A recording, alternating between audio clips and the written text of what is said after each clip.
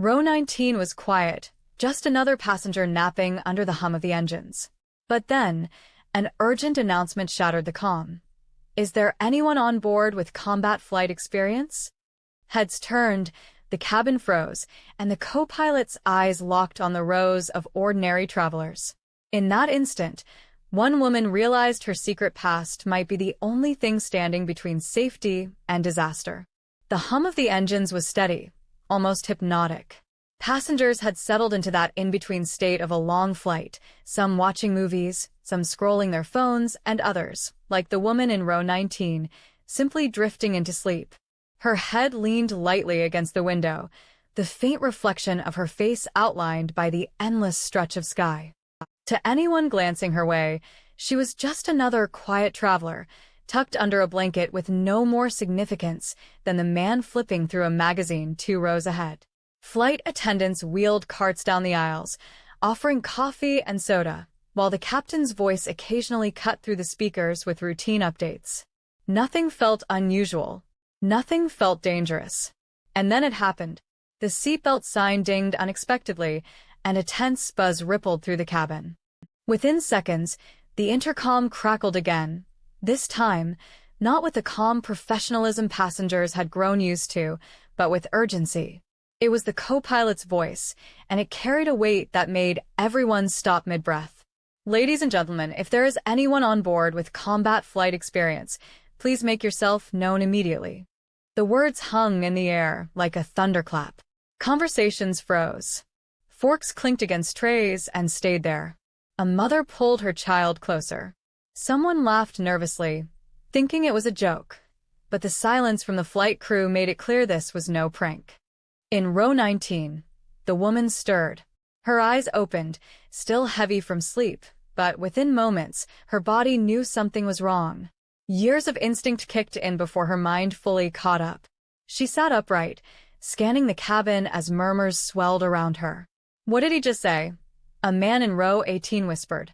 "He asked for a combat pilot," another passenger replied, his voice thin with disbelief. The woman's pulse quickened.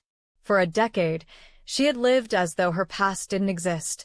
Civilian life, an ordinary job, no more uniforms, no more orders. But in an instant, that carefully built wall began to crumble.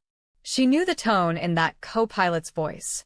She had heard it before, in deserts and over radios, when seconds meant survival. Her hands tightened around the armrest, not from fear, but from recognition.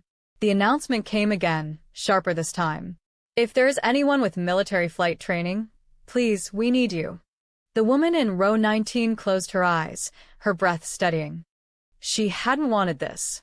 She hadn't expected this. But fate, it seemed, had just woken her up. And the flight was no longer ordinary. The cabin was alive with whispers now, like a hive suddenly disturbed. Passengers leaned into one another, speculating, questioning, trying to mask the rising unease. The flight attendants moved briskly down the aisles, faces tight but controlled, as though reminding themselves not to let fear show. In row 19, the woman sat rigid, every sound amplified in her mind, the rustle of seatbelts, the hiss of the air vents, the nervous coughs. But louder than all of it was the echo of her own past. "Any combat pilots on board?" The words burned. She had been one once. Not just any pilot. She was a decorated combat flyer, trained to make life-or-death decisions in seconds. For years, she lived in the cockpit of fighter jets, where the sky itself felt like a battlefield. She remembered the roar of engines, the weight of responsibility when wingmen relied on her judgment, the impossible calm she had to summon even when missiles screamed across radar screens. But that life was over. Or, at least, she had told herself it was.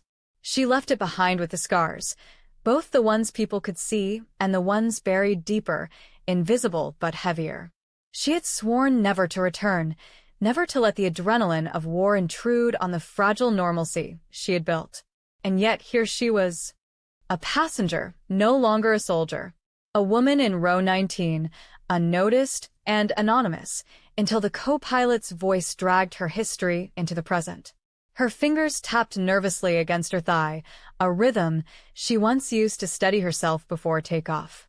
She hated that it came back so naturally, as though muscle memory didn't care about the promises she had made to herself. Across the aisle, a man muttered, "There has to be someone, right?" Out of all these people. His wife shushed him, but her own eyes darted nervously toward the cockpit. The woman swallowed hard. Part of her wanted to wait, to see if anyone else would stand up. Surely, in a plane filled with hundreds of passengers, there had to be another pilot, someone younger, someone still sharp, someone who hadn't buried their wings in the past. But the silence grew heavier. No one moved. The co-pilot's voice returned, more urgent now, strained with something he was trying not to say. "Please, we need immediate assistance." The weight of those words pressed down on her. She could feel the tension of the cabin folding inward, passengers sensing something they weren't being told. A few people turned their heads, scanning the rows as though expecting a hero to suddenly rise. She kept her eyes forward, jaw tight. Her heart hammered. She could almost hear the voice of her old commanding officer echoing in her mind. When you're the one who can act, hesitation is the most dangerous thing of all. And she realized, with a sinking clarity, that the silence wasn't going to be broken by anyone else. The woman's pulse drummed in her ears. Each second of silence stretched the cabin tighter, like a rope ready to snap. Passengers shifted uneasily, some peering down the aisle toward the locked cockpit door, others keeping their eyes fixed stubbornly on their tray tables, as though ignoring the problem would make it vanish. The co-pilot's voice returned one last time, and this time it trembled with urgency. "Ladies and gentlemen, this is not a drill. If there is anyone with combat flight experience, please identify yourself immediately." Gasps rippled across the cabin. Whatever was happening up front was no longer abstract. The co-pilot wasn't hiding the desperation anymore. Something was wrong, very wrong. In row 19, the woman exhaled slowly. Her chest rose, then stilled, as if she was trying to cage the war inside her. She had promised herself she would never step back into that world. But the reality was undeniable. She had the skills no one else did. And lives, hundreds of them, were depending on someone standing up. She unclipped her seatbelt. The click was louder than she expected, sharp enough to make the man beside her glance over in surprise. He opened his mouth to say something but stopped when he saw her expression, calm, steady, and frighteningly sure. She rose. The aisle seemed impossibly long, each step drawing every pair of eyes.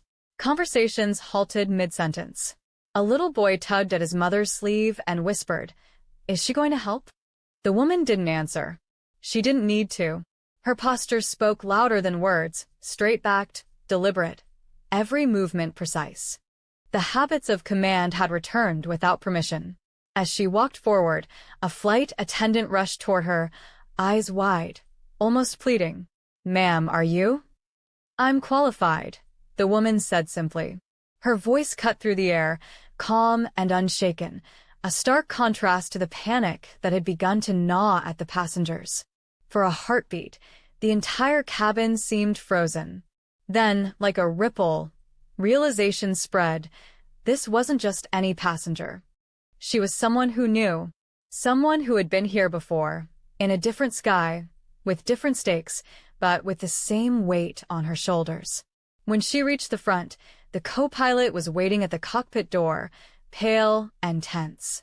His eyes widened the moment he saw her, and for the first time since the announcement, relief flickered across his face. "Thank God," he whispered. He opened the secure door, ushering her inside.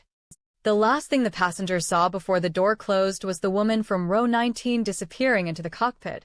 Not just a passenger anymore, but the only chance they had. The cabin sat in stunned silence. No one knew what crisis lay ahead. But everyone knew one truth now. The quiet stranger from row 19 was no ordinary woman. She was their pilot,